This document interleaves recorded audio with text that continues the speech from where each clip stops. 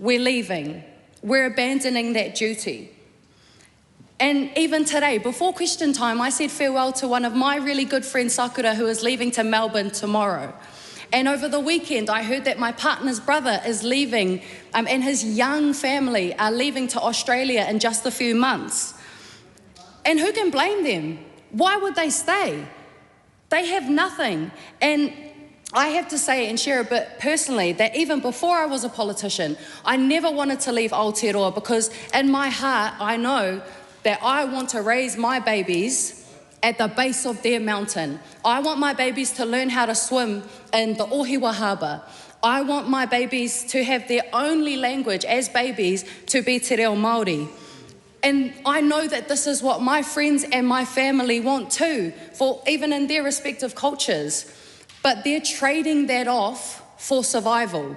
They're choosing to go to a place that they know nothing about, where they have nothing, they have no support. That family I was talking about, they know nobody. I'm worried about them. They've got 2 kids under 2 years old. They have nobody to support them there. But how can they stay in a place where they can't survive? And that's the trade-off that young New Zealanders are making. Do we stay here in the place that raised us so that our whānau and generations to come might know exactly where they come from? Or do we have to put first being able to feed them, being able to put shoes on their feet, making sure that they have everything that they need?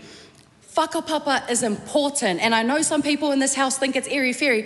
Whakapapa is important, not just Māori whakapapa, even Scottish whakapapa. I'm wearing my tartan from, Robbie Burns Day was recently. All whakapapa is important. And what I want Christopher Luxon to know is that if you just only value money, that money that you earn and accumulate at the expense of everybody else will never fill you up to not feel empty inside because you don't know who you are or where you come from. Christopher Luxon's New Zealand encourages us to be selfish and it encourages us to be greedy, but that is not who we are. I have been to almost every continent on this planet. There is nobody like the people, the courage and the kindness of the people in Aotearoa, and I will never stop believing that. The Honourable Karen Chor. Thank you, Mr Speaker.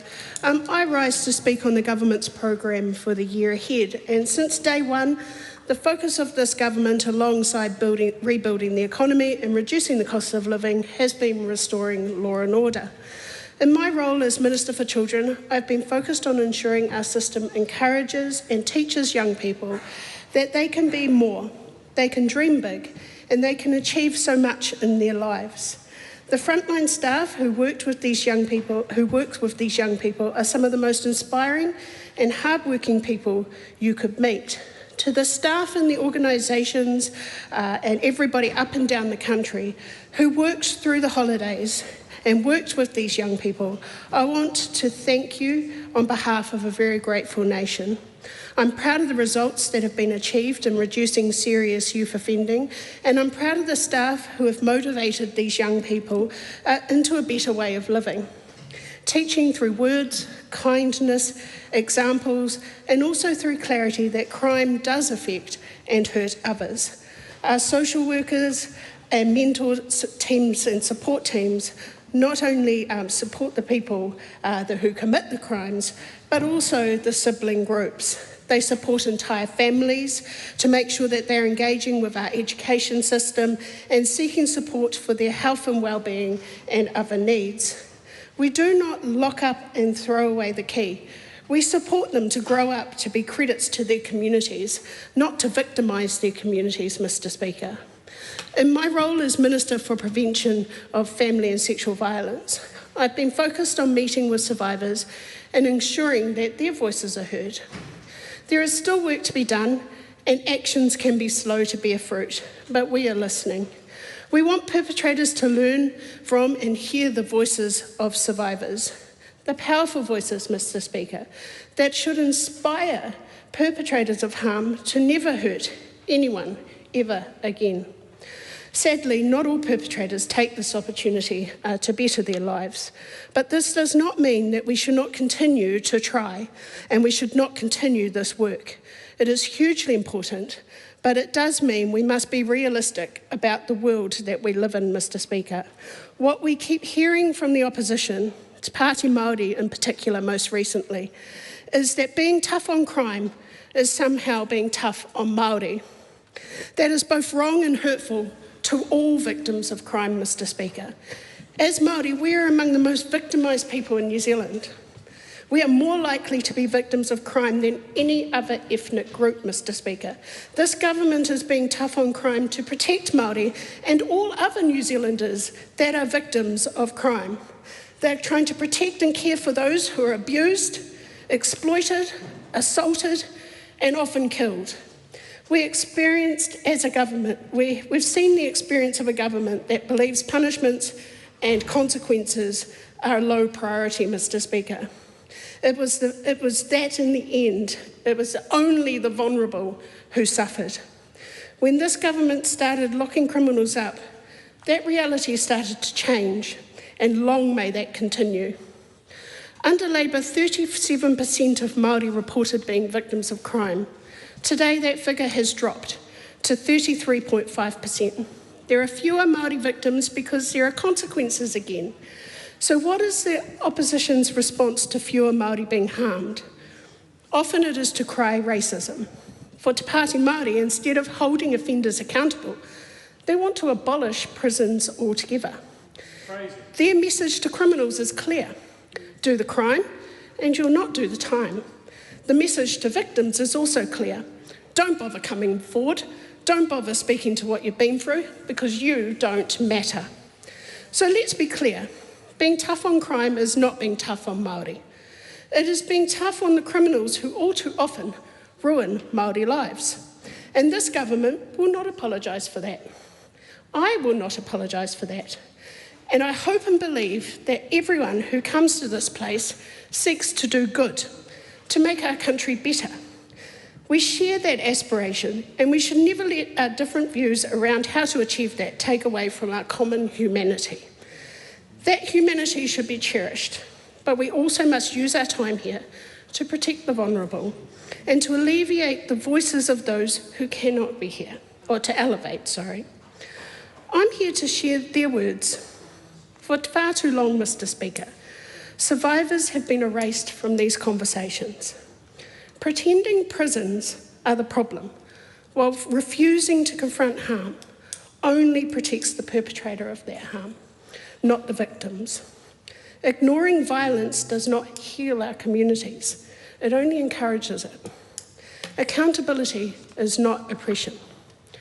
The reality for our young serious offenders is that they are on a pathway to adult corrections and a lifetime in and out of incarceration unless they are given a chance to turn their lives around and grab hold of those opportunities. But this isn't about just giving them another chance. It's an investment into keeping our communities safe. If we can intervene in their lives early, we can protect our communities from significant harm. It is not a form of kindness to just give up on our young people when they do wrong, when they hurt others, and when they are causing havoc in their communities. This is not care. This is not good parenting. This is apathy. And this government will never give up on these young people, nor will we let them continue towards a path straight to adult offending and continue a cycle of criminality and victimisation in our communities. We know there is not a singular solution to young offending. This is why we are undertaking pilots like the military-style academies and making our youth justice residences safer and with better rehabilitation. In less than one term, we have achieved what seemed unachievable only 3 years ago. If we are entrusted by the public with another opportunity to continue this work, the results can only get better. Sometimes people ask me how I manage with the tragic and often heartbreaking stories I hear as both Minister for Children and Prevention of Family and Sexual Violence. My answer is, when appropriate, is to have a laugh, because if you don't laugh, sometimes you might cry. And with that in mind, here is my attempt at a joke, Mr. Speaker. While Te Pāti Māori may be against any form of punishment for offenders, there are similarities between being one of their MPs and being incarcerated. Like being a Te Pāti Māori MP, a judge has the ability to sentence you to it. And like being a Māori Party MP, you might not always love your cellmates. And like being a Te Pāti Māori MP, being incarcerated provides an opportunity for individuals to question the poor choices in life they have made, one of which might have resulted in the most unfortunate but avoidable fate of being a Te Pāti Māori MP. They have almost served their term, Mr. Speaker, and I'm sure this is one sentence that most New Zealanders won't mind abolishing. This year, we will be dominated by the election, but we in government will continue to improve lives and make our communities safer. We are listening to the victimised, protecting the vulnerable, and hopefully turning around the lives of those who think they can hurt others without consequences. The past 2 years have spoken clearly. Those days are over, Mr. Speaker, and long may that continue. The Honourable Penny Simmons. Speaker. Mr. Speaker, it's a privilege to rise in support of the Prime Minister's statement, and it's also a privilege to be a member of this national-led government that is fixing the basics and building the future. But as I rise, Mr. Speaker, I'd first like to take this opportunity to acknowledge the recent passing of New Zealand's longest-serving Mayor, Sir Tim Shadbolt. A Mayor for Invercargill for 26 years, Sir Tim was unconventional, always unexpected, high risk, hilarious and deeply loved. To Invercargill, he was a promoter, a PR expert, comedian, communicator and a compassionate mayor. He was a man of many dimensions, and in Invercargill we saw the very best of him, knowing how much he valued being loved and respected by Southerners. Mr. Speaker, Sir Tim was a loyal and enthusiastic supporter of Invercargill's local polytechnic, the Southern Institute of Technology. He was also a firm believer in locals knowing what is best for their communities, and that in order to fix the basics and build the future, equitable and local access to vocational education is foundational, both economically and socially, in the ripple effects for individuals, families and the wider communities. And I think that speaks to some of the speeches that have been given today that say economics can't go hand in hand with social good. Creating more skilled jobs, higher incomes and more affordable housing for Kiwi families will only be possible with a strong vocational education system throughout New Zealand that supports a strong economy. Under the overly centralised model of the previous government, it's been very difficult for polytechnics to meet the real needs of their communities, to build the future for the people in those communities. Local employers, industries and learners have told us clearly that centralisation for vocational education doesn't work. The vocational education sector has had some really tough years under the previous government, but now, after 2 years of very careful management and remedial work, we are seeing a recovery taking place with the foundations laid last year. Vocational education and training will shift into full momentum in 2026. The system is now stronger, more responsive and geared for growth, with regional polytechnic councils fully empowered, 10 polytechnics re-established and 4 more polytechnics under consideration. Active industry skills boards are operating. Industry and employers are back at the heart of work-based learning, making decisions about what skills industries and employers need to build the future of this country. Returning decision-making to the regions and to industries puts control in the hands of those closest to local labour markets, the people who best understand what skills are needed and how to deliver them. Regional polytechnics will once again be able to tailor training to the priorities of their communities, and they'll do so in partnership with employers and industry leaders. This will help regional economies by equipping people with the skills employers need. Restoring local governance means that these communities can now respond more directly to economic demand and growth opportunities because locals know best. The focus is turning outward towards opportunity, innovation, and the skills New Zealanders need to thrive. Apprentices and students will train in a practical and a purposeful way, whether on campus, online, or on the job, all connected to real work. In a year where New Zealand is fixing the basics while building the future, vocational education is not on the sidelines, it is at the centre of New Zealand's ambition. It supports the industries that are the engine room of our economy. Each year, it serves more than 250,000 learners. That's 250,000 people building their future, their industries and their communities through a pipeline of confident graduates ready to step into real employment opportunities.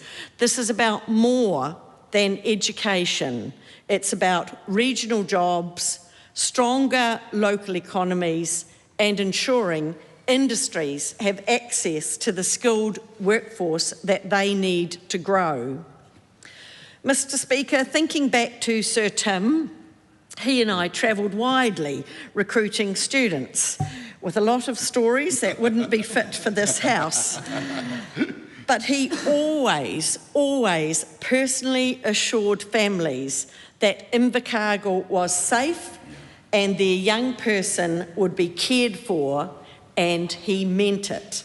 He attended countless orientations, prize givings, graduations, and cultural events, staying connected with the students he had helped recruit. Our job is to make sure that learners are connected, that learners are getting the right skills in the right place at the right time, preparing our regions to grow. The Green Party talks about growth as if it is a bad thing. Our industries and our people must be able to compete to get ahead.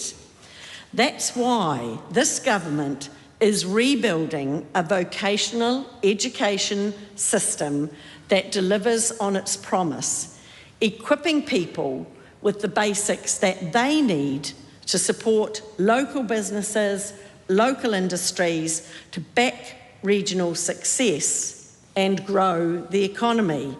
That's the kind of system New Zealand deserves, and that's what we are building.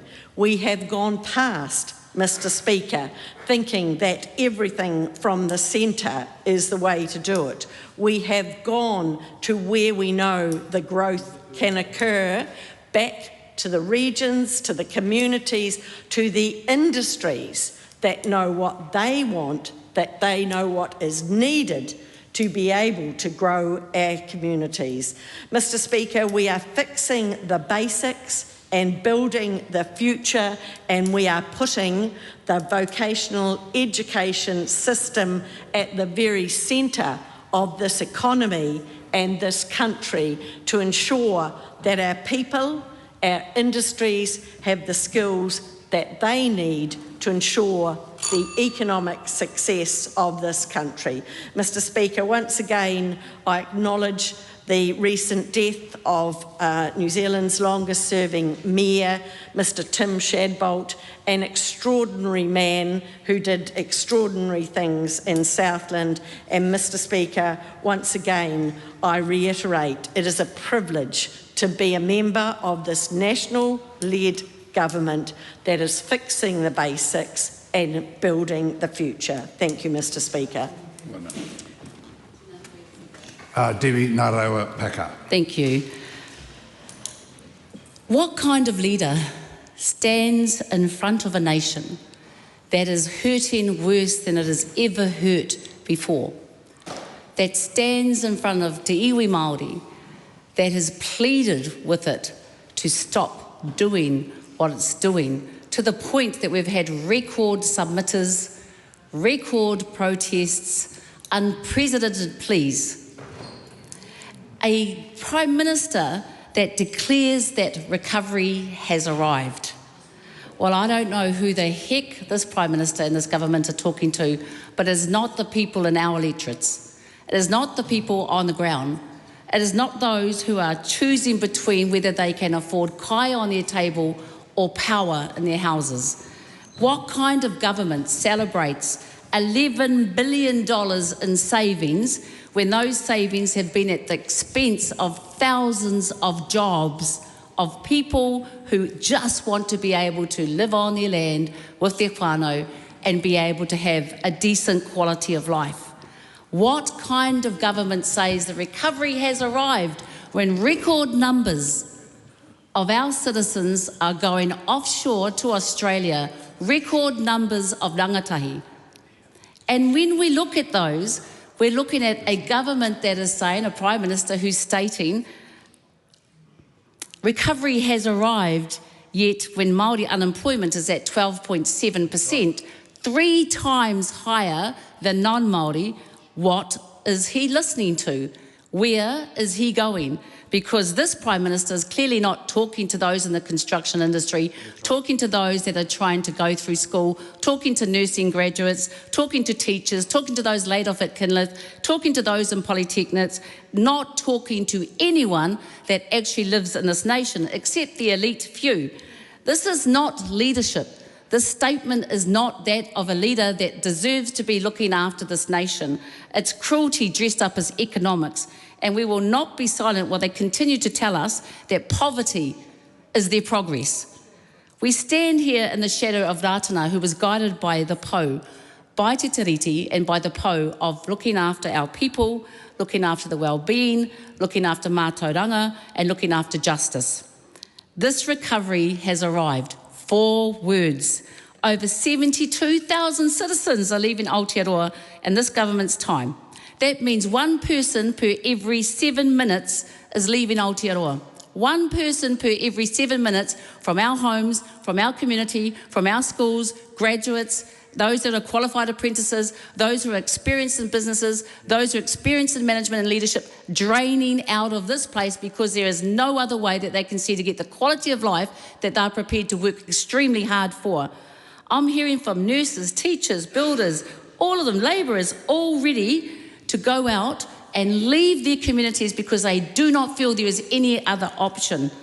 And this is the real story that this statement completely is devoid of. We've got a Prime Minister who promised more jobs. Where are they?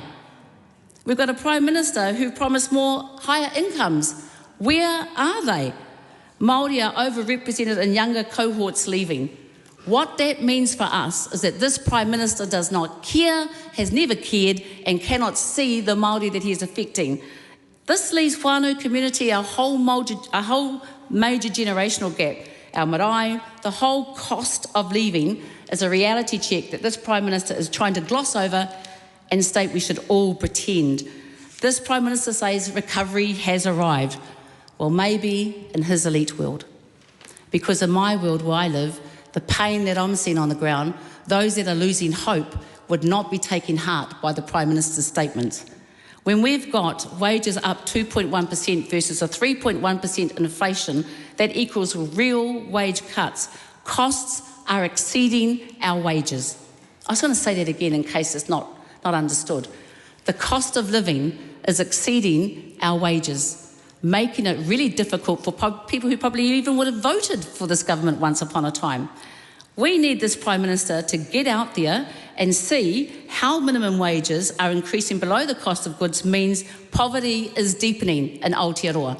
Poverty has now come into middle-class New Zealanders, and we've got a government that sits here and says the recovery has arrived.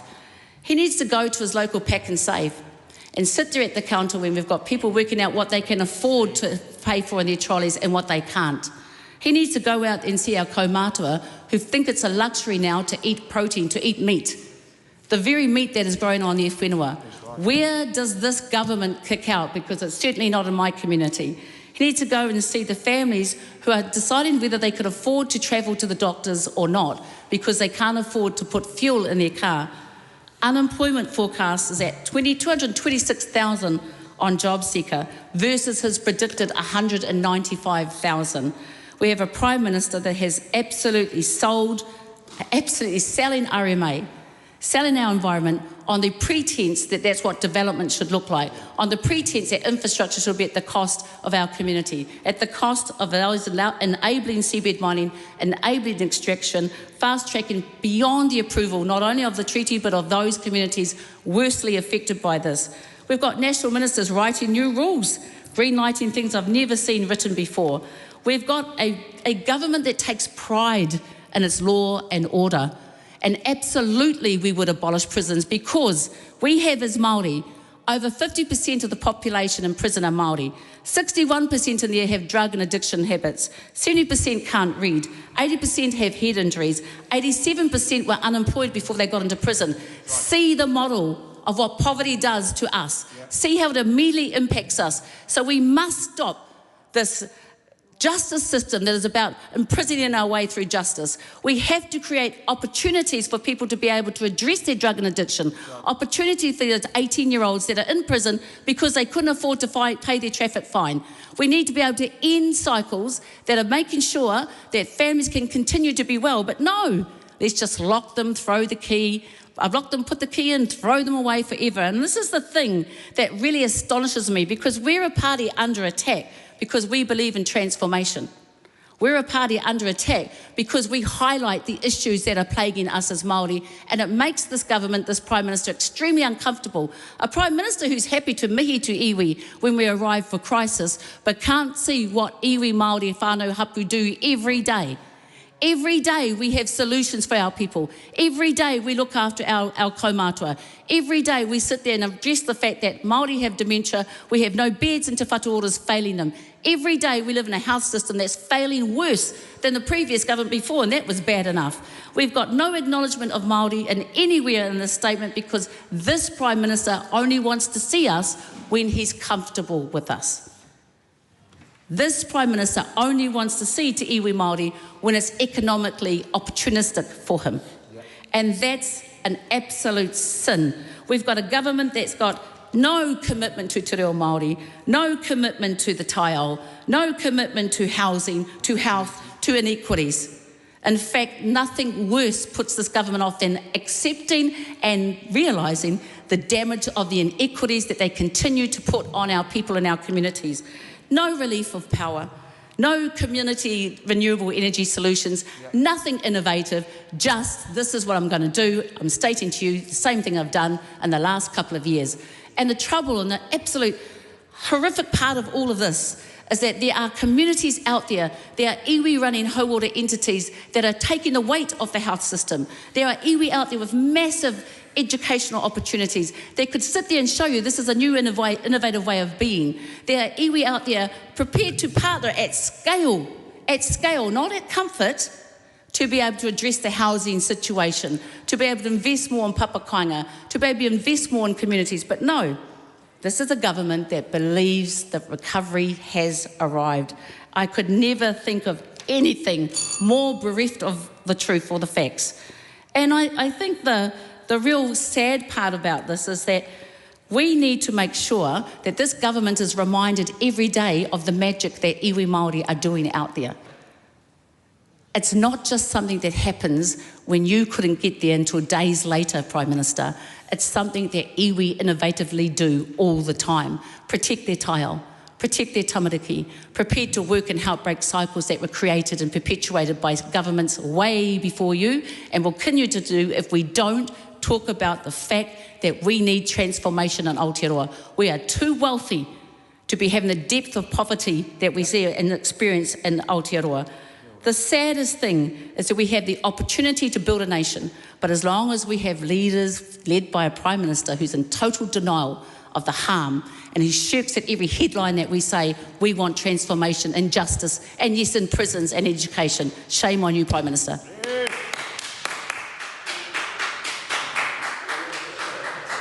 Next call. Mr. Speaker. Honourable Shane Jones. New Zealanders, I'll have you know, the Matua has been engaged in high-level discussions to grow the economy in inverse proportions to the last contribution. Because I don't need to hear the words. I already know there would have been some ranked opposing the stairway to economic heaven, otherwise known as mining, otherwise known as using the resources, as she would say, of Tangaroa, the god of the sea. Well, let the god of rhetoric share a few, make a few observations. This is a year of delivery. The small part of responsibility, Mr. Speaker, that I've had has been focused on consistent delivery. Now, as the co-leader of the Māori Party said earlier today, there is a great deal of woe, pain, insecurity related to these weather events. And sadly, as Parliament stood today and observed a period of silence for our fellow New Zealanders, visitors who have perished, but folks, this government has poured hundreds of millions of dollars into flood mitigation, flood adaptation, because, let me remind the other co-leader of the Māori Party, who unwisely observed that somehow her and the Matua could be in the same waka and form a government together. No. The Matua's waka sails to a rising sun with a great deal of skilled navigation. The waka she represents is hold. It's what we say in Ngāpuhi, it's pakaroo. South Islanders, pakaroo means it's dented, bent out of shape. But that's not just the waka. That's the political philosophy of that co-leader of the Māori Party. But as I said at Ratna Marae, 180 years ago there was a climatic event, bad weather on the shores of Lake Taupō. What I said to the young ariki from Tūwharetoa, I said, e tama, the name of your tupuna is Horonuku. Horo being to collapse, nuku, the land, Papatua Nuku. 180 years ago, inclement weather caused a cliff, caused the side of a hill to collapse, and the ariki was buried.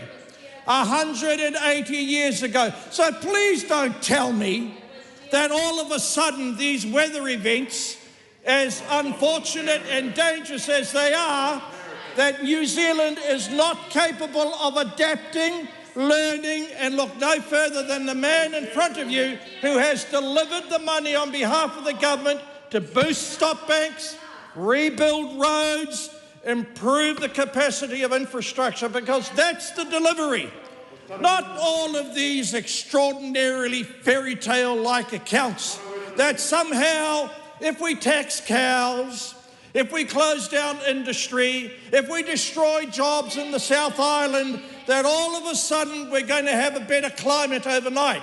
We will have a worse economic climate, and not only will that worse economic climate afflict families and communities in regional New Zealand, it'll drive them out of existence. And this is why the fast-track legislation represents one of the best opportunities for the Taranaki region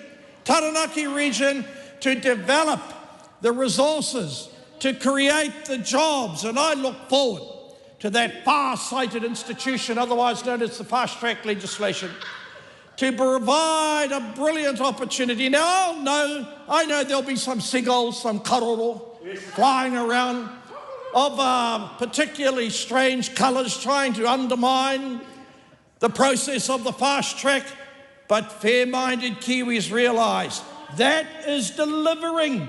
It can deliver for Taranaki. in inverse proportions to the rhetoric we hear from certain members, but fortunately they'll be gone at the end of the year. I'm not talking about the colleague from the other side of the House over here. He'll still be there, but I fear there's a young man who has an even better tattoo on his face than the other co-leader of the Māori Party from Whanganui. And he is standing up to provide, apparently, to the Labour Party. I mean, he's not my cup of tea. He can certainly do with a haircut, but I'll overlook those imperfections in the context of a democratic contest. However, let me come back to the vexed issue of fisheries. I am not Burley. We are not going to surrender the solvency, the viability of the New Zealand fishing industry for some weekend spear fishermen who may have seen some random fish out of the end of the cod end of a particular boat's trawling activity. And for as long as I stand here with the privilege of representing our government and inshore fishing, there will be no termination of trawling. There will be no termination of the inshore fishing industry to suit the misinformation, adult thinking of Greenpeace and their fellow travellers, otherwise known as the ringleaders of the recreational sector. Now, no New Zealander has profited in terms of reputation development other than Matt Watson in fisheries. Now, that man has made an art form of stigmatising, tainting, and spreading great bursts of misinformation against the commercial fishing industry, whilst himself maintaining a very tidy business. Well, sorry, Mr. Watson, in the pursuit of facts, you've met your match with the matua. Now, of course, the other thing that must not be overlooked amongst this group of people who want to terminate inshore fisheries is they are basically saying they want to unravel the full and final fisheries settlement, otherwise known as the Sealord settlement, entered into the time of Right Honourable Jim Bolger, Doug Graham and Doug Kidd. On this side of the House, we are not going to feed ridiculous expectations that treaty settlements can be renegotiated as per suggestions on the other side of the House at every generation. And neither are we going to give in to weekend Yamaha, Kawasaki, Hikoi experts who should have been on a boat rather than on the harbour bridge, given to their desires and then unravel the full and final fisheries settlement just so they can enjoy better access on the weekend to inshore fisheries. This is a shared resource. It requires balance and it requires a quality of leadership that is both candid, informed, and doesn't perpetuate this grievance mentality, this colonial guilt that riddles the Māori analysis largely on that side of the House. Now, why is that being fed? They are trying to feed, Mr. Speaker, with that cult of decolonisation, a sense of permanent grievance. New Zealand cannot go ahead with that level of burden, that handicap, which is why, as a consequence of various speeches I'll be giving, at least one or two a year all over the country, I suspect I'll be giving about 52 speeches as we secure greater levels of electoral support. Look, I won't talk about the polls, that's for my leader to say, but the trend is your friend. And the trend is heading in the right direction because not only are we going to tolerate an end to unfettered immigration, to my friends from the right side of the House, there's no way that we are going to allow the foundation culture of New Zealand to be surrendered by that tried but unfair and unhappy set of consequences of being too liberal with immigration. But at the same time, a good government is a steward not only of unity, but of national consciousness and national cohesiveness. That is why there's only one party on matters Māori who focuses on cohesiveness, delivery, And by the way, please tell me the name of the politician, the leader and the party who has delivered consistently for Parihaka, Waitangi, the sites of Māori battle with the Crown, Ratana, and investing in a marae, Nerapotiki, necessary to ensure that the resilience and the community security is boosted. The name of that party is New Zealand First. The Honourable Priyanka Radhakrishnan. Thank you, Mr. Speaker. Mr. Speaker, we've heard from members on the government benches who have waxed lyrical today about this being... Keep going? I was just checking it was a split call. Oh, yes, yes. Yeah, cool. We've heard from members opposite, members on the government benches, who have talked about this being a government that invests in the basics, that this is a year of delivery for this government. And honestly, Mr. Speaker, I haven't heard from a bunch of members more delusional than that lot, because that is not what we're seeing.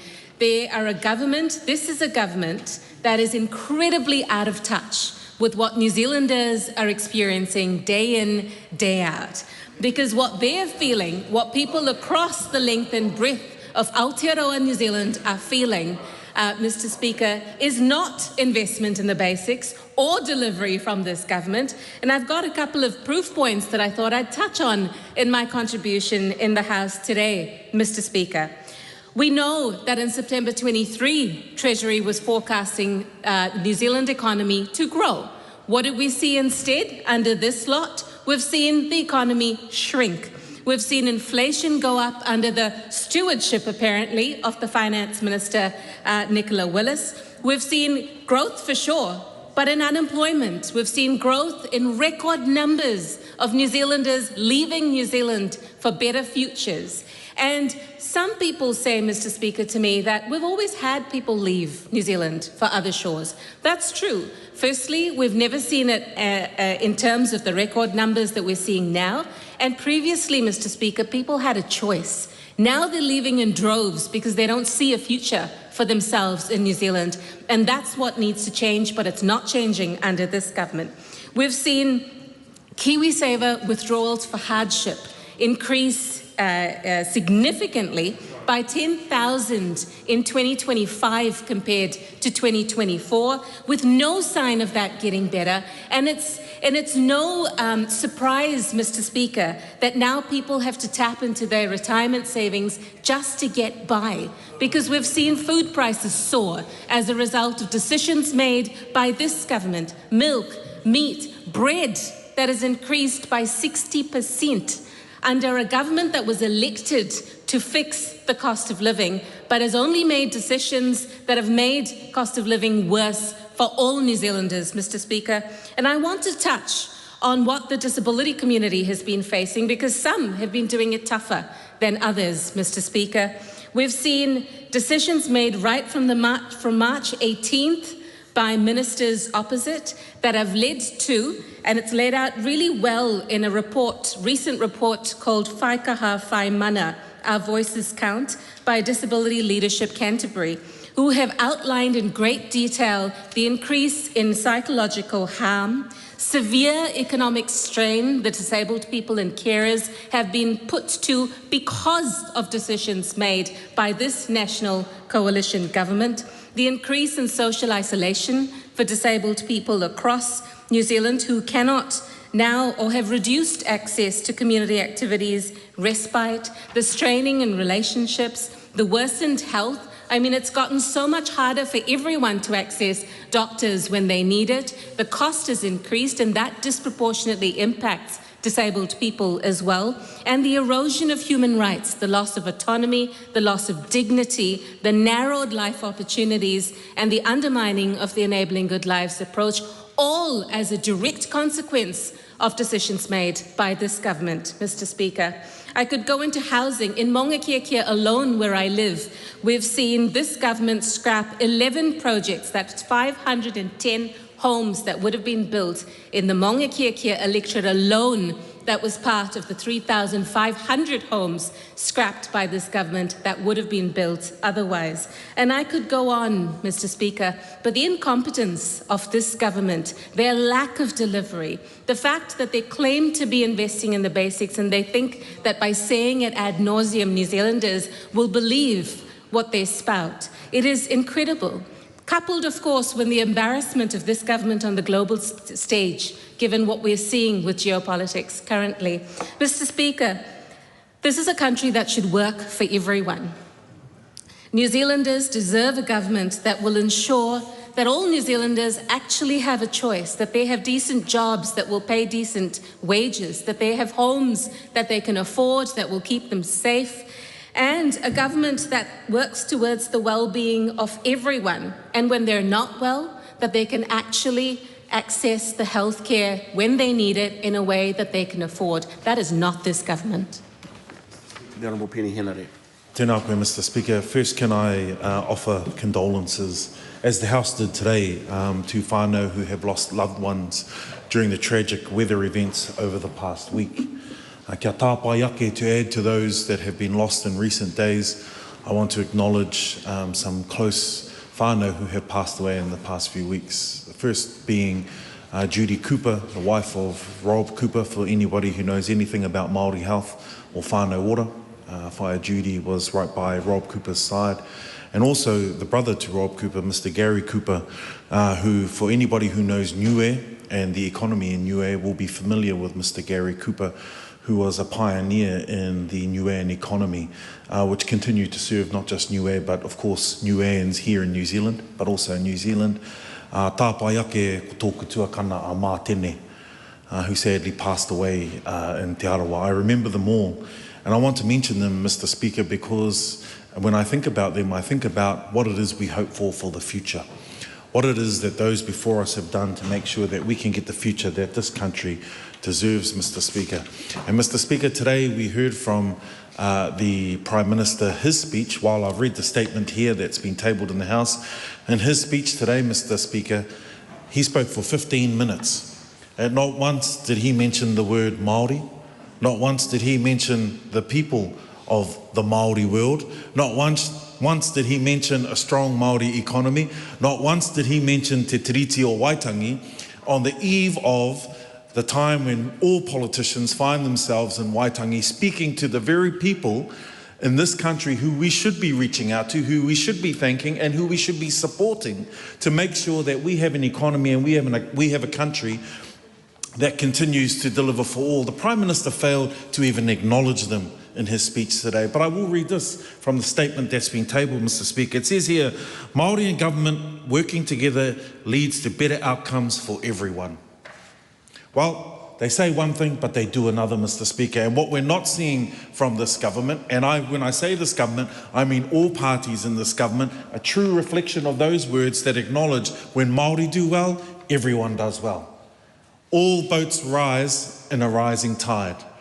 We know that, this side of the House knows that, and when we support Māori to do well, this country does well. But sadly, Mr. Speaker, in the Prime Minister's statement today, he did not mention Māori, he did not mention the Māori economy, he did not mention Māori businesses, and he did not mention Te Tiriti o Waitangi. Yes, and I see a bit of confusion in the House, it's in the statement that's been tabled here in the House, but it wasn't in his speech today. And they'll go and check the Hansard a bit later on and realise that I am right. But also, sadly what I hear from the government members are just continual beatdown on Māori. The only reference they made to Māori was around victims of crime. The only reference those parties made to Māori were around matters of underachievement in spaces where we know we've got more work to do. And members on this side of the House have spoken about how the rising unemployment rate in this country is a blight on this country's prospects for the future. Well, if the unemployment rate sits about 5%, just over 5%, the Māori unemployment rate, as my colleague on this side of the House, Debbie Ngaruapeka, pointed out, is a lot higher. And if you dig deeper into those numbers, you find that rangatahi Māori feature even more in those statistics where we are not in employment or we are not in training. And this government doesn't care about that. But we know that in order to have a prosperous future, a future that looks after everybody, a future that enables New Zealand to be the world player we believe ourselves to be. We need to invest in those people.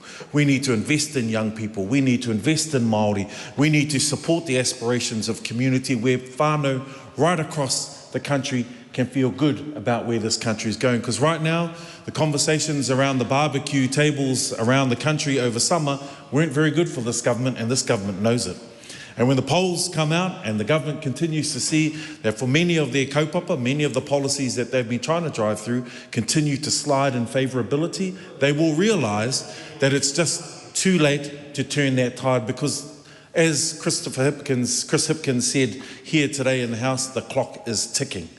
And the clock is ticking towards November 7, where this country will have an opportunity to once again make a decision that will impact its future for the positive or for the negative. I put to them that on this side of the House in the Labour Party, we have a vision for the future, and we look forward to selling that vision to the country right up and down from the north to the south. Mr. Speaker, thank you. Can I join other colleagues in the House in passing my condolences to all those affected and who lost lives or whose loved ones lost their lives during the significant weather events throughout the North Island. Mr. Speaker, as a Member of Parliament in the Bay of Plenty, we were particularly badly hit, and I want to recognise the sacrifice of a grandmother and her grandson in Welcome Bay, where their lives were lost as a result of a slip in their home, and then all of those who are affected by the slip at the campground in Tauranga, in particular two lovely women from Rotorua who were there camping, Jackie Wheeler and Susan Knowles, very well known to our community, who gave a great amount to Rotorua. And they will be dearly lost, and Rotorua, the people of Rotorua, the community, is feeling their loss. Mr. Speaker, these are speeches where MPs get on their feet and they read out the lines sometimes that their research units have given them. And I know that that's the thing we have to do, but one of the most important things I think that this House offers us is an opportunity to talk about the big issues and a chance to have wonderful, warm debates. I know there are members here from many years ago that all they did was come to the House and debate, and they would go late into the night and early into the morning, and they would be ferocious in their approach to these sorts of things. But Mr. Speaker, I think we owe it to the public to have genuine and open conversations about the reality of what's happening and how every member of this House generally is doing their best to try and achieve this on behalf of New Zealanders. Today, I don't want to talk about all the things that the government has done. There are very, very many of them. And I don't want to talk about all the things the opposition says that we haven't done. They keep finding things that they think that we haven't. Today, I want to talk about something that is not only good for New Zealand, that this House has an opportunity to come together and demonstrate to New Zealand that we can work together, that actually we have done so in the past and we will do so again where it is in New Zealand's best interest, and it will deliver for every single New Zealander. You see, we are a country of 5 million people in 2 small islands, a long way from everywhere, and we hear it from Labour when they are in government, or we certainly say it in the coalition, that nobody in the world owes us a living. We must go out and find that for ourselves. And Kiwis are good at this. They are good at going out and finding people to make friends with, to trade with, to create business relationships with. Our farmers are the best in the world. But all over the world, other governments put up barriers and they stop us from getting access to that market, from our farmers to our growers to those that provide services to everything in our economy. And successive governments, although we haven't always completely agreed, successive governments have gone out, generally with the support of enough of the House, to go out and level the playing field for hard-working Kiwis on the world stage, because the world's not a fair place, doesn't have to be a fair place, but it's the job of governments to go out there and level the playing field, to open the door for Kiwis to go through. And in this I'm talking about our exporters, the men and women of New Zealand who work hard, they toil, they come up with great ideas, and they sell those ideas to the world. Who would have thought a couple of Kiwis all those years ago down in Queenstown, you know, with nothing to do but tie rubber bands around their legs and jump off bridges, could sell that to the world and people would pay them to be pushed off bridges. and in Awakuni as well, and everywhere. Thanks for that important contribution to my speech. But the point here is, Mr. Speaker, whatever we do in New Zealand, we have to sell it to the world to create the living that we need, and it's as important to us. And I think all members, whether they like all parts of trade policy, will accept that. We produce enough food. Well, 10% of 400 million people get 10% of their diet from New Zealand every year. We couldn't eat that ourselves. We would be larger people for it. So we have to level the playing field. And governments, both Labor and national governments, led governments, have done trade deals. And actually at the moment we have about 100 free trade agreement, investment agreements and double tax agreements with countries of the world. We are small, but we have them with the big guys out there. We have a trade agreement with the United Kingdom, they're bigger than us. We have a trade agreement with the European Union, they are bigger than us. Last year, we sold $2 billion extra in goods to the EU as a result of the trade deal that was started when we were in government, completed by a Labor government, put into effect when we came back to government. That was over a 9-year period.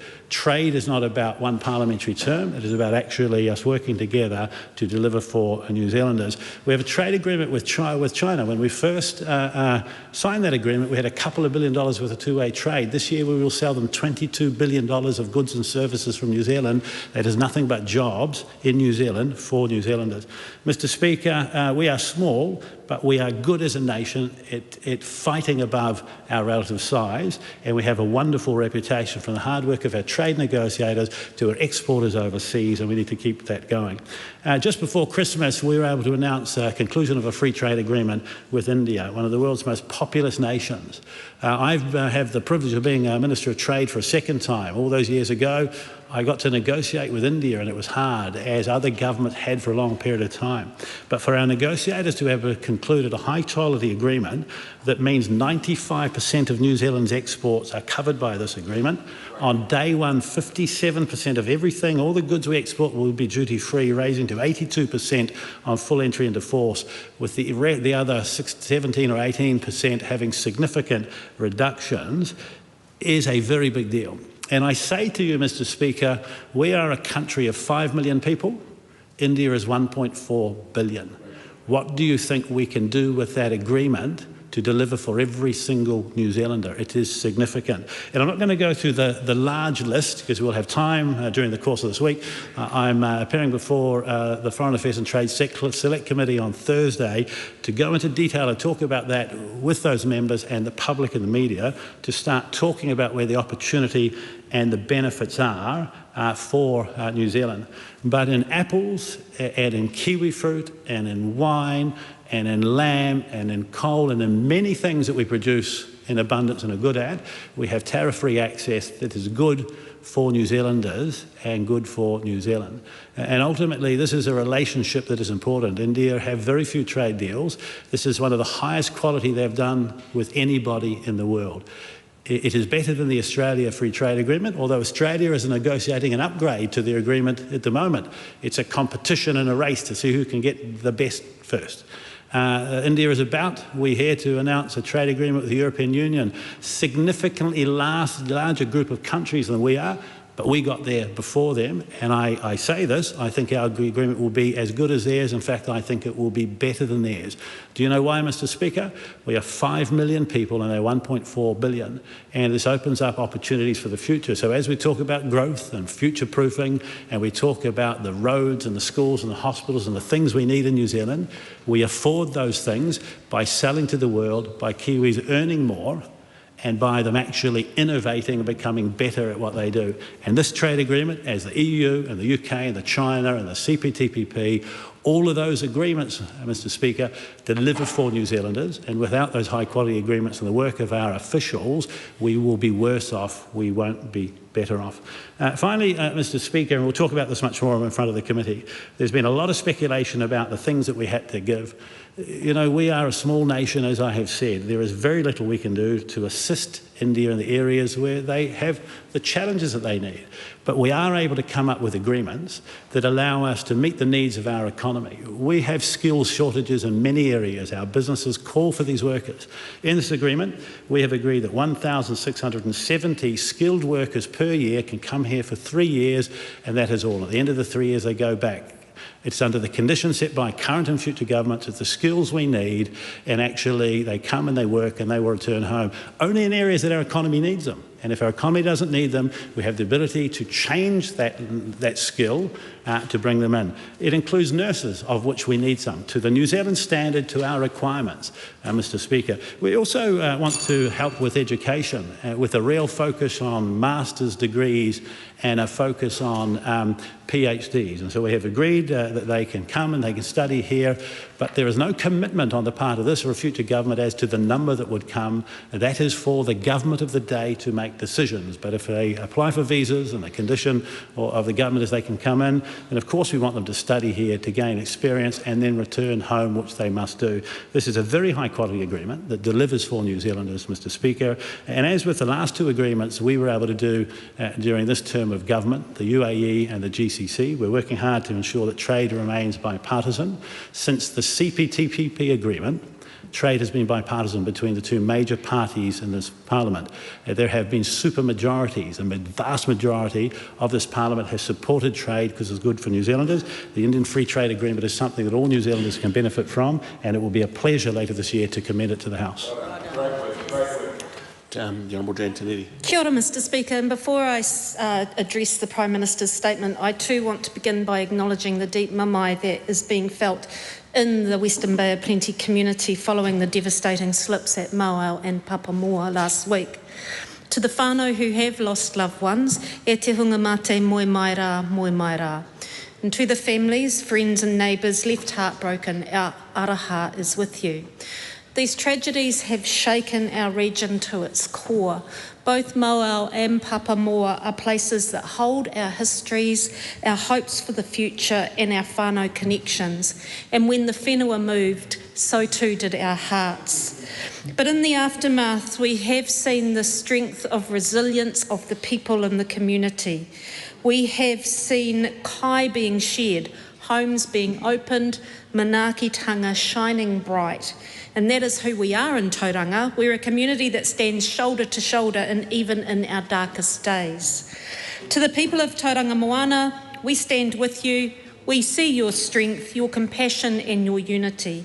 And together, ka ora anō a Mauao, ka ora ana anō tātou. Our mountain will heal and so will we. But as we do stand together in strength, Mr. Speaker, and I should say in grief, we must also stand together in a determination, because for too many of our whānau, the struggle didn't start with a natural disaster. Every week, families across New Zealand, and especially in our local rural communities, are facing an economic storm that shows no sign of easing at all. The cost of kai, of rent, of childcare, of power, it's all going up. And while wages simply aren't keeping pace, more and more whānau are hurting majorly. I hear from parents who are choosing between petrol for their car and kai and food for lunches for their kids. No one should have to make choices like that in this country. This is a country where we have always prided ourselves on the fact that we look after all. But this government has chosen to look the other way. Why have they done that? Because they have made choices that New Zealanders, everyday New Zealanders, are suffering from. Christopher Luxon promised to make this economy better, and it has only gotten worse. This government tells everyone here, Mr. Speaker, that they should tighten their belts, that they tell us that the supports that they're taking away will achieve a balance. But whose balance are we restoring? Because the whānau that I talk to in food bank lines, the solo parents that I've spoken to recently who often are working 2 or more jobs, the kaumātua who are turning off their power so that they can afford to pay their power bill, the whānau who are suffering majorly because they don't know how to pay their rising power bills, they have no balance left to restore. There is no balance left for those people. They don't know any other way of how they can so-called tighten their belt. They are already doing it tough. Mr. Speaker, Labour believes in lifting up people, not pushing them down, as this government believes in. We believe that government has a responsibility to care, which we're not seeing at the moment, to provide, to protect and ensure that every child and every whānau has the opportunity to thrive. The cuts that we've seen to essential services, to education, housing support and community programs are not just numbers on a spreadsheet, Mr. Speaker. These are real supports that help real people. They are lifelines that this government has severed. They are the futures that are currently being constrained, and that is absolutely disgraceful. I say to this government that they need to listen to the voices of our people, listen to the pain and exhaustion that we are seeing daily from those who are working harder than ever to fulfil their needs and their wants for themselves and their families, but yet they are falling further behind. Because leadership is not about lecturing people on personal responsibility. Leadership is about collective responsibility. And I can't wait for our Labour government to be able to show that, Mr. Speaker. Thank you. Anna, Mr. Speaker, and Happy New Year to you and welcome back to parliamentarians across the House. Mr. Speaker, last year we, heading into the Christmas break, talked about the fact that there would be conversations happening over summer barbecues all around the country, and my, have those conversations taken place. And the very clear message from people all around the motu is that they are doing it tough under this current government. That Christopher Luxon, as Prime Minister, is out of touch. He's putting tax breaks for property speculators and tobacco companies ahead of helping Kiwis when they are doing it tough. And that has seen, sir, record numbers leaving this country. The Prime Minister's statement today that I was in the House listening to, he had 20 minutes to talk about what was so important about his statement that he tabled this afternoon. He ran out of puff. And he gave up, actually, with still more than 6 minutes left on the clock. And I think he took a look at his colleagues over there and realised that they were disengaged, they'd lost interest. He knows that it was better to quit early because he has a plan that is not actually a plan that is being backed by anyone in this chamber. New Zealanders need a government, Mr. Speaker, that focuses on the things that really matter. On jobs, on health, on homes, and on real action when it comes to the cost of living. Christopher Luxon promised to make the cost of living better for Kiwis. Instead, he is making it worse. When people go to the supermarket and the checkout, they know that things are more expensive. Now, Nicola Willis will tell you that it might feel as though things are more expensive. The reality check is this: they are more expensive. The cost when it comes to power bills, electricity costs continue to skyrocket. The cost of everything is increasing. This is a government that has whacked a driver's tax on people by increasing the cost of car registrations. And then when we look and we add to that the ongoing saga that is the school buses in rural communities and other communities all around the country, forcing additional costs onto households when they continue to do it tough. Places like Ashurst, Longburn, add to the list Rongatea, Shannon, Tangamoana, Himatangi and more. They are looking at private bus services, several thousands of dollars in additional costs. Erica Stanford and this government could cease this pain right now, but instead they choose not to. They are out of touch. Mr. Speaker, today the Prime Minister's statement, I was expecting him to talk about health. I counted, I think, twice when he used the word hospital or hospitals. And I'm not surprised, because there is no substance when it comes to addressing the real health concerns and needs of communities by this government. They should be ashamed at the state of health here in Aotearoa, New Zealand. In Palmerston North, health is the #1 issue that constituents engage with me and my team about. Now, we can talk a lot about the track record. Let's look at the last 12 months just with this government. In Palmerston North, there's been delayed surveillance colonoscopies. I've continued to ask the Minister of Health questions about this. The numbers are still in the hundreds of people who are waiting. It is simply not good enough. The ED wait times in Palmerston North is simply not good enough. The fact that the children's ED department was closed for part of last year is simply not good enough. The emerging lack of gastroenterologists amid fears that this will be a reduced service for the people in my community is simply not good enough. The fact that the coroner indicated that the mental health unit in Palmerston North was far from ideal, and the previous government set aside funding for it, wanted to make a difference. It was opened by the government in September of last year. There is still not a single patient or staff member working out of that new facility. It is simply not good enough. This is not a government that cares about health. What people and what Kiwis need is they need a government that will care. A government that will provide 3 free doctor's visits for them every year with their Medicard. They need a government that actually has a plan to address the issues, that this is a government that actually is out of touch and continues to be so. Homes and housing is a real issue in many communities. When we think about the number of houses that this government has cancelled when they were proposed to actually be built in areas in Palmerston North and elsewhere, clearly indicates that this is a government that is out of touch and they're not focused on the real issues.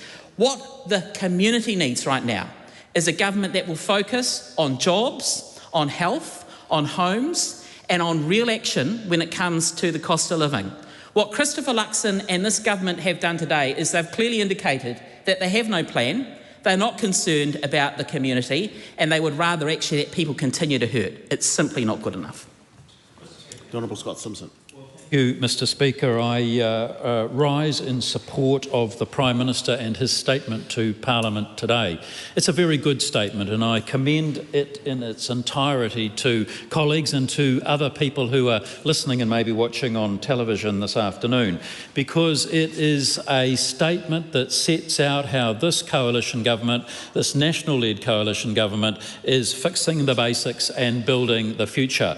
We now know what the election date will be, 7 November this year. It's not far away. But in the relatively short period of time this government has had to try and remedy the mistakes, the errors, the mountain of debt inherited by us, I think that we have done exceptionally well. And most of that is about fixing the basics and building the future. Before I go on any further, Mr. Speaker, I want to take an opportunity to talk a little bit about the Coromandel. I have the privilege and honour of representing Coromandel in this Parliament, and it is one of the regions that has been so impacted this last week or so by heavy weather events that has caused so much devastation and concern and damage to people not only in my region but in other parts of the country as well.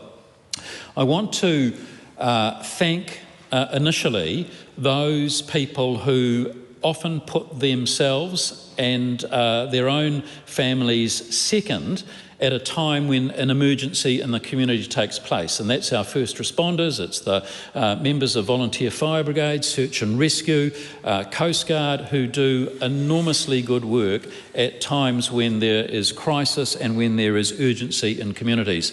And sadly, Mr. Speaker, in regions like the Coromandel, these are issues that arise with reasonably regular occurrence. We have had, until a week or so ago, we'd actually been having a pretty good summer. I had been talking to colleagues about how great it was to see so many of them holidaying and spending time and money in the Coromandel, and that it was the first summer probably since COVID then when our local businesses has had anything like a normal, traditional, classic Coromandel summer, where we have literally hundreds of thousands of visitors coming to spend, as I say, time and money in our patch. And my local businesses need that revenue. To have the summer ruined by this heavy weather event has been devastating. I had an opportunity to visit with the Prime Minister several of the communities in the Coromandel and went to Tairua with him. We could easily have had a similar situation on Mount Paku to the tragedy that occurred in Mount Maunganui, with big landslips, houses devastated, and had there been even a few more metres of slippage occurring in that community, the potential for tragedy was very present and very real. But again, local communities, local people stand up in a situation like that and they respond magnificently in a humane, caring, Kiwi way. And that is both humbling but also something that I think as New Zealanders we can be proud of. Mr Speaker, I wanted to just share one little story of it. Tairua was cut off as a community for a day and a bit more actually. There was no water, no sewerage, several houses disintegrated, people discombobulated, out of their homes and what have you. The Prime Minister and I spoke to an elderly couple who were without water, without ablutions. They had been visiting on foot, I think, the local rugby club to use the facilities there.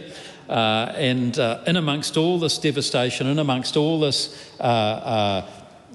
chaos, really, the older gentleman said to me, well, I haven't got any water, haven't got a shower, but I've still got some whiskey, which I thought was actually kind of nice and appropriate. But just kind of put into context that even in dark times, there is a slight glimmer of humour and good nature and goodwill. I want to also extend my grateful thanks to the officials, the Mayor of the Thames Coromandel District Council and his team, and to the Mayor of the Hauraki District Council, Toby Adams and his team. Both those areas are still in a state of emergency. Those people, and they lead those teams, to go and see those emergency centres at councils working and so efficiently, so calmly, so carefully at a time of crisis is truly heartening. And I want to thank those people for the work that they do in terms of the assistance they provide, the clear, calm guidance that they provide, and the work that they do on behalf of our communities. Similarly, in the Western Bay of Plenty, a lot of issues there. There are still roads closed in that part of the electorate. Whangamata, a major slip there. That's going to be quite some time before that slip is repaired. There is still a slip blocking folks living in Kuatunu, up where my forebears first arrived in New Zealand back in the mid-1800s. And where I have a place, and there are members of my family that are there as we speak that are not able to get to Whitianga. I'm told that that piece of road will be cleared in the next day or two, and so grateful thanks to the contractors, often working under difficult circumstances, challenging circumstances. They do a terrific job, and again they put themselves often at risk. And put their own personal situations as a secondary consideration to the considerations of the wider community. I want to acknowledge the government's support for the mayoral support funds, $1.2 million. The setting up of the temporary accommodation service has been activated, and there has been talk by the Prime Minister and others of further funding and support becoming available by way of improving, in my part of the world, roading resilience. Many of the roads around the Coromandel were built at a time when issues of the sort we are facing today were not as prevalent, not as common, and not as harsh. And so what we find is that a lot of those windy, hilly, coastal roads were built for a different time. We are asking those roads to do work that they were never really designed for. During Cyclone Gabriel, in fact just after, we had a situation where the State Highway 25 collapsed. And the good news about that was, even though it was very concerning for many months, far too many months, but many months, was that the repair work that was done was better than what was there. So the lesson we learnt from that exercise was that when there is repair work required, don't just replace with what you had there before. If a bigger culvert is required, put in a bigger culvert. If there are better drainage systems required, then improve the drainage systems. If there are roading engineering issues that need addressing, then don't just replace with what was there first off, improve it properly. And 25A has held up pretty well. So the lesson for us there is when we do the repair work is to build for the future, and I'm sure that that will be the case as we go forward again. Mr. Speaker, we have had a tragedy at Mount Maunganui, no doubt about that, and our hearts go out to those friends and families of the victims concerned. It's challenging for us as a nation to confront issues of that sort. Sadly, in my time in this place, there have been a number of occasions when we, as a parliament, have had to confront and address issues of catastrophe and tragedy confronting our nation. But one of the things that we do quite well in our parliament, and there are many things that maybe critics might say we don't do terribly well, but one of the things I think we do quite well is acknowledge appropriately and in a meaningful way situations wherein we as human beings are confronted by our role as parliamentarians. And at the end of the day, all of us in this place are just human beings. We all have families, we all have neighbours, we all have communities, we all have a relationship with the places from which we come. And we all have our hearts there and our minds there. And it's at times of tragedy and concern that I think New Zealanders have traditionally, historically, repeatedly shown that they are good people doing good things under harsh duress situations. Mr. Speaker, I am enormously proud of the way that communities in my electorate have stood up to this latest issue, and I know that in future, when they are confronted with something similar, they will do so again. Thank you, Mr. Speaker. Members, the time has come for me to leave the chair for the dinner break. The House will resume at 7:30.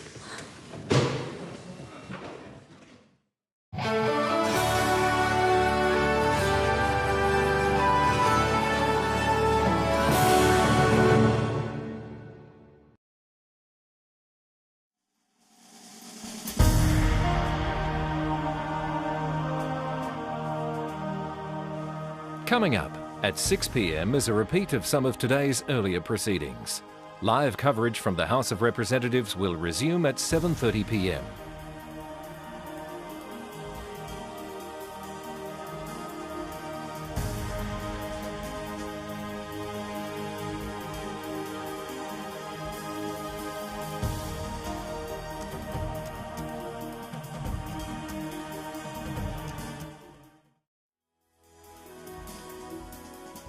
Live coverage from the House of Representatives will resume at 7:30 p.m. Until then, some of today's earlier proceedings will be repeated.